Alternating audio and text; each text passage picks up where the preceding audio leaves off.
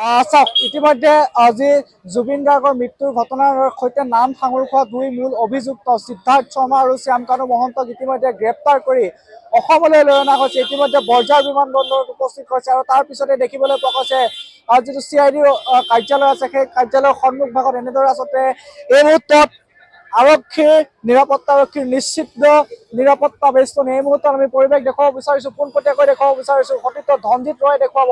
এই মুহূৰ্তত কেন্দ্ৰীয় অৰ্ধসামৰিক বাহিনী অসম আৰক্ষী সকলো সষ্টম হৈছে। কোনো কাৰণত যাতে ইয়াত আইন শৃংখলা জড়িত পৰিৱেশৰ সূচনা হ'ব নোৱাৰে তাৰ বাবে আচলতে কটকটীয়া নিৰাপত্তা বেষ্টনী গঢ়ি তোলা হৈছে।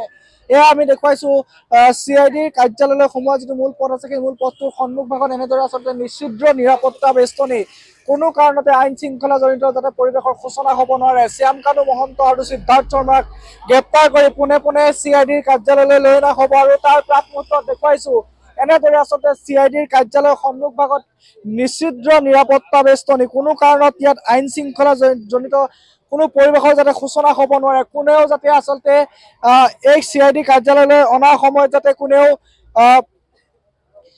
থাকিব নোৱাৰে, এই অঞ্চলত এই পথত যাতে প্ৰৱেশ কৰিব নোৱাৰে তাৰ বাবে আচলতে এনেদৰে আচলতে কেন্দ্ৰীয় যি পুলিচ বাহিনী তেওঁলোকক সাজু কৰা হৈছে। তাৰ সমান্তৰালভাৱে যদি আপুনি চায় তেনেহ'লে ৰেপিড একশ্যন ফ'ৰ্চ ইয়াত সাজু কৰা হৈছে। মই ৰেপিড একশ্যন ফ'ৰ্চৰ বৃহৎ দল এই মুহূৰ্তত দেখুৱাইছোঁ।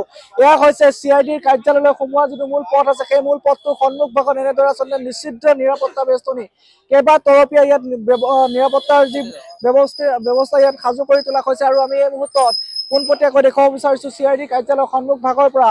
এই মুহূৰ্তত যদি আপুনি চায় তেনেহ'লে এইটো হৈছে CIDৰ কাৰ্যালয়লৈ সোমোৱা পথ, কাৰণ শ্যামকানু মহন্ত আৰু সিদ্ধাৰ্থ শৰ্মাক গ্ৰেপ্তাৰ কৰি বৰঝাৰৰ পৰা পোনে পোনে লৈ অনা হ'ব CIDৰ কাৰ্যালয়লৈ। আৰু CIDৰ কাৰ্যালয়ৰ সন্মুখ ভাগত কোনো ধৰণৰ আইন শৃংখলা পৰিৱেশৰ যাতে উদ্ভৱ নহয়, কোনেও যাতে ইয়াত কোনো ধৰণে ইয়াত হুলস্থুলৰ এক পৰিৱেশৰ সৃষ্টি কৰিব নোৱাৰে।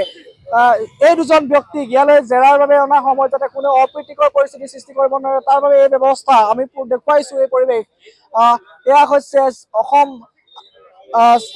আৰক্ষীৰ যি CIDৰ কাৰ্যালয় আছে CIDৰ কাৰ্যালয়ৰ সন্মুখ ভাগত এনেদৰে আচলতে এক নিশ্চিদ্ৰ নিৰাপত্তা বেষ্টনী গঢ়ি তোলা পৰিলক্ষিত হৈছে। আৰু কিছু সময় মাজত কেইটামান মুহূৰ্তৰ পিছতে বৰঝাৰৰ পৰা পোনে পোনে দুই মূল অভিযুক্তক লৈ অনা হ'ব CIDৰ কাৰ্যালয়লৈ। আৰু তাৰ প্ৰাক মুহূৰ্তত দেখুৱাব বিচাৰিছোঁ CIDৰ কাৰ্যালয়ৰ সন্মুখত কেনে এটা নিৰাপত্তাজনিত আচলতে নিশ্চিদ্ৰ নিৰাপত্তাৰ ব্যৱস্থাৰ মাজেৰে এই গোটেই পৰিৱেশটো গঢ়ি তোলা হৈছে।